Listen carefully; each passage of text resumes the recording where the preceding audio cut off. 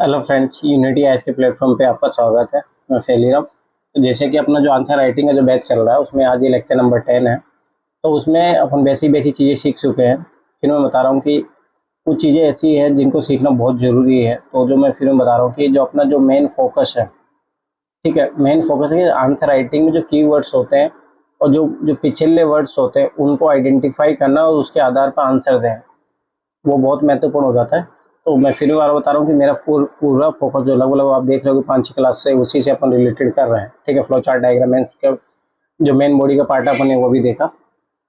देखो, अब ये बात ये आती है कि मेंस एग्जाम में जो क्वेश्चन का जो नेचर होता है वो किस तरीके का होता है। ठीक है, देखो एक चीज याद रखना, स्टैटिक टाइप के क्वेश्चन आते हैं। स्टैटिक टाइप के क्वेश्चनों में क्या होता है कि आपको इसमें कुछ ही नहीं, इसमें देखो स्टैटिक क्वेश्चन में क्या होता है, जो मान लो जैसे मान लो कि 1857 की जो भारत की जो मान लो कि प्रथम विद्रोह था, या मान लो कि 1857 की जो क्रांति थी उसके कारण क्या है, ठीक है, उसके परिणाम क्या रहे, ये स्टैटिक क्वेश्चन है जो स्टैटिक बुक से पढ़ के आप दिया जा सकता है। स्टैटिक बुक से पढ़ के आप दे सकते हैं इसका आंसर।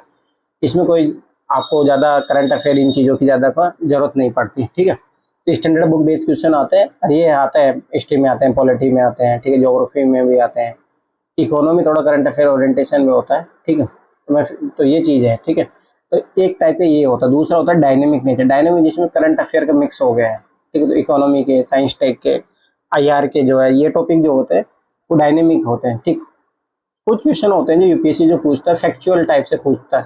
फैक्चुअल उसमें ये कि आपके पास डाटा एनालिसिस बहुत अच्छा होना चाहिए। ठीक है, जैसे मान लो पूछ लेगा, जैसे अभी जीएसटी के बारे में उन्होंने क्वेश्चन पूछा था तो उसमें वो साफ बहुत बता रहा था, उसमें ये फैक्चुअल क्वेश्चन था। वो आपको डाटा ग्राफ के द्वारा उसको दिखाना था कि मान लो 2017 जब हम लागू किए हैं 2022 तक कैसे क्या रहा। तो ये फैक्चुअल इन्फॉर्मेशन वाला क्वेश्चन, आपको इसमें फैक्चुअल इन्फॉर्मेशन डालनी होगी। ठीक है, तो ये चीज ध्यान रखना चाहिए। ठीक है, फिर कुछ होते हैं एनालिटिकल अप्रोच वाले क्वेश्चन, जो जिसमें बात आती है क्रिटिकली एनालाइज करो, तो उसमें विश्लेषण की जरूरत होती है। विश्लेषण के लिए आपके पास आर्गुमेंट होने चाहिए, फेवर में अपोजिशन में आर्गुमेंट होने चाहिए, फिर आप उसको कंक्लूड करोगे। तो ये चीज याद रखना कि ये जो चारों चीजें जो नेचर है यूपीएससी के क्वेश्चन का, ये बहुत इंपॉर्टेंट हो जाता है। तो आप फिर मैं बार बार बता रहा हूँ कि अपने लिए यही चीज है कि इन क्वेश्चनों को किस तरीके से टैकल किया जाए। तो अब सबसे मेन बात है जो अपन पहले भी सीख रहे थे कि जो कीवर्ड्स है, ठीक है, और उन कीवर्ड्स का अपन यहाँ पे जो मीनिंग सीख रहे हैं, ताकि जब आंसर राइटिंग में जब भी ये कीवर्ड्स अपने को दिखे तो वहां पे अपने को क्या करना है कि इनको इश्यू के अकॉर्डिंग फिर आंसर लिखना है। तो ये बहुत ज्यादा हेल्प करते हैं। फिर मैं बता रहा हूँ,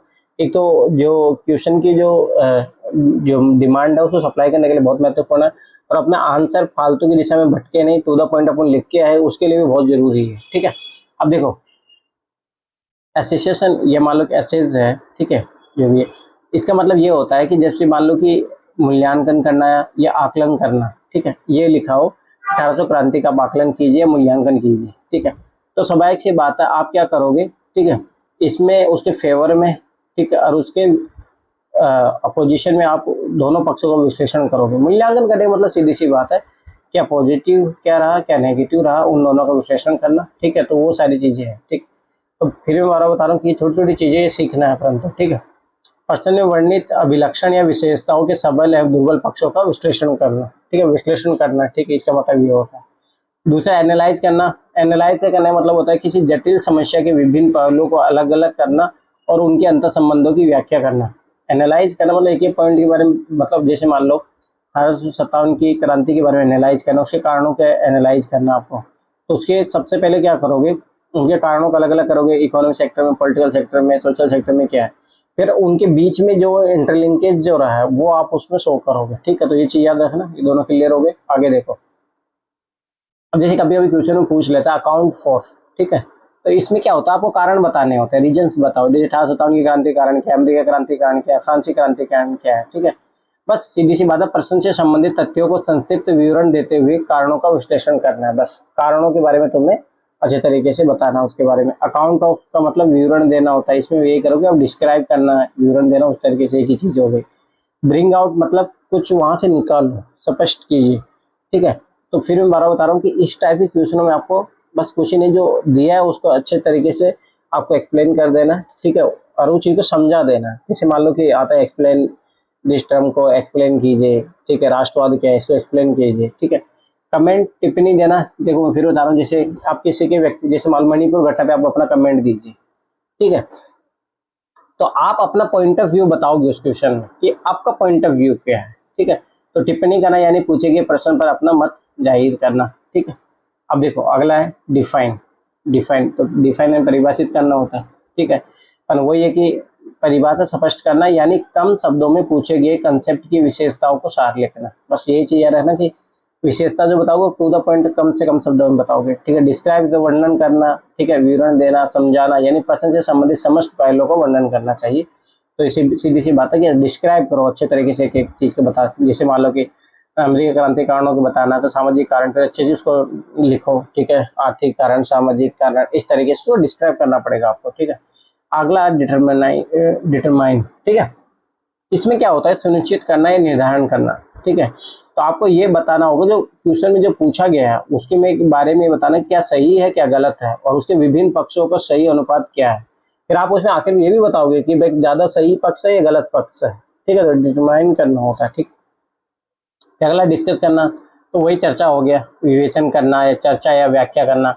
तो इसमें क्या होता है, प्रश्न में उल्लेखित कथन से संबंधित सभी प्रचलित विचारों या दृष्टिकोणों का समग्र विश्लेषण करते हुए अंततः आलोचनात्मक निष्कर्ष व्यक्त करना होता है, ठीक है। तो वही डिस्कस करना, चर्चा करना। तो इसमें भी क्रिटिकली जो है उस तरीके से आएगा, ठीक। डिस्टिंग्विश मतलब अंतर करना, अंतर स्पष्ट करना, विवेचन करना। जब भी अंतर दिखाओ तो टेबल के थ्रू दिखाओ, ठीक है। उसी विशेषताओं के साथ में लेते हुए दिखाना चाहिए। प्रश्न में वर्णित कथनों के बीच अंतर को उद्घाटित करना चाहिए, तो नॉर्मल है। इवल्यूएट देखो क्रिटिकली इवल्यूशन या रिव्यू, ठीक है, ये एक ही वर्ड है इवल्यूशन। तो इसमें मूल्यांकन करना। अब तो याद करो कि मूल्यांकन करना पहले वाले में आया था, देखो ये रहा। तो बस वही चीज याद ध्यान से देखना। तो देखो पूछे गए विषय के पक्ष और विपक्ष के सारे बिंदुओं के महत्व को मापते हुए अंत में यह बताना कि उस विषय का कुल मूल्य या महत्व कितना है, ठीक है। बस वही चीज है, पॉजिटिव नेगेटिव बताओगे, फिर आखिर में आप उसका मूल्यांकन करोगे कौन सी चीज सही है क्या गलत है, सारी चीजें, ठीक। अब आती है अगला एक्सप्लेन करो, ठीक है। एक्सप्लेन करो का व्याख्या करना, ये स्पष्ट करना, ये कारण बताना, यह समझाना होता है, ठीक है। प्रथम मूल्य के सभी कथनों को बिंदुओं को स्पष्ट रूप से विश्लेषण करना है, ठीक है। मेंशन उल्लेख करना है, बताना, सीधी सी बात, मेंशन करो तो इसके बारे में अच्छे तरीके से बता दो। इल्यूसिडेट स्पष्ट व्याख्या करना, प्रश्न में उल्लेखित कथन विचार को सरलीकरण या सरलीकृत विशेषण करना जो कि संभवतः कठिन दुर्भोग। ये आप ना इथिक्स में है, वहाँ पे एक स्टेटमेंट दे देगा उसके बारे में बोलता है, तो उस टाइप के क्वेश्चनों में ये लगता है, उसमें कुछ नहीं करना। आप जितने भी मान लो कि जो भी थॉट्स में जो वर्ड्स दिए उनको अच्छे तरीके से एक्सप्लेन कर दो बस, ठीक है। अगला एग्जामिन या क्रिटिकली एग्जामिन, ठीक है, विवेचन करना या आलोचनात्मक परीक्षण करना। इस प्रश्न में क्या है, उल्लेखित बिंदु या मुद्दे के पक्ष और विपक्ष दोनों का स्पष्टीकरण जरूरी है। आपका अंतिम निष्कर्ष साक्ष्य द्वारा समर्थित होना चाहिए, मतलब फैक्चुअल आपको देना पड़ेंगे आर्गुमेंट वहां पे, ठीक है। और आपने कुछ बिंदुओं को क्यों नकारा है इसकी भी व्याख्या होनी चाहिए, ये चीज याद रखना। तो अच्छे तरीके से चीजों को एनालाइज करना है। हाईलाइट प्रकाश डालना या प्रतिपादन करना, मुख्य मुख्य बातें बताना। हाईलाइट करना, देखो जैसे मान लो टॉर्च लिए हाईलाइट कर दिया तो इंपोर्टेंट बातें बतानी, इसका मतलब ये है। इंटरप्रेट, ठीक है। अब इंटरप्रेट करने का मतलब तो कोई चीज है उसके आपको जाके उसमें कुछ चीजें बतानी है कि यहाँ पे इंटरप्रेट हुआ, ये सारी चीजें तथ्यों का विवरण देते हुए उनके आधार पर विश्लेषण करना।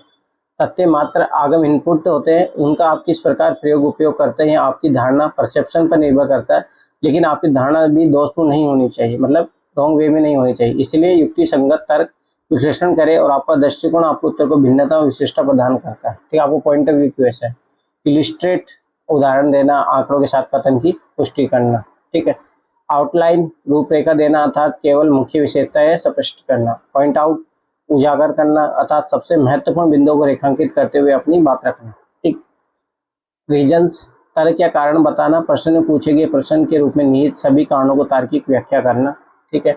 रोल भूमिका महत्व बताना, यदि प्रश्न में किसी व्यक्ति विशेष का नाम होता है तो उसकी भूमिका पर टिप्पण करते हुए संक्षिप्त रूप से उन तथ्यों और कारणों को पर भी प्रकाश डाले जो उस व्यक्ति की भूमिका अदा करने के लिए अवसर प्रदान करते हैं, ठीक है।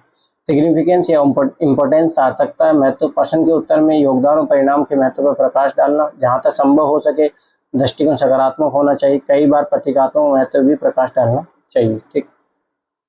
टू व्हाट एक्सटेंट, ये इस टाइप के क्वेश्चन इथिक्स में आते हैं। किस सीमा तक कोई भी कथन या कारण किस सीमा तक उचित या अनुचित या उपयुक्त और अनुपयुक्त हो सकता है, उसे बताना, ये कीवर्ड इथिक्स में बहुत कारगर है। अब देखो बात, देखो मेरा ये था कि आपको देखो इन जो लगभग आज अपनी 10वीं क्लास है, ठीक है, इसमें अपन ने क्या क्या सीखा।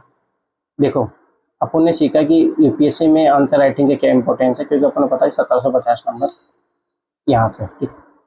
दूसरा फिर अपन ने देखा कि ये 1750 में कैसे अच्छे से टॉपर्स के लायक कैसे नंबर पाए जाए, तो फ्लो चार्ट, ये सारी चीज़ें मेन बॉडी में जो इनोवेशन कर सकता है वो चीज़ें समझी। ठीक, दूसरी बात पे मेन बॉडी में सबसे इंपॉर्टेंट तो उनके जो कीवर्ड्स हो इक्वेशन के उनको समझना और उसके अकॉर्डिंग मेन बॉडी में आंसर लिखना, ये सारी चीज़ें अपन ने सीखी। ठीक, अब देखो एक क्लास रहेगी अपनी 11th क्लास रहेगी, बेसिक कैसे इंट्रोडक्शन में क्या क्या इंप्रूवमेंट किए जा सकते हैं, कंक्लूजन में क्या किया जा सकता है, क्योंकि मेन बॉडी में लगभग सब कुछ बता दिया हूँ। ठीक है, एक आध क्लास ये रहेगी। ठीक है, उसके बाद में कुछ प्रैक्टिस सेशन टाइप से, मतलब कि उसमें क्या करेंगे अपन किसी टॉपर की कॉपी उठा के इस तरीके से करेंगे, वो तो मैं ऐसे साथ साथ करते ही जा रहा हूँ।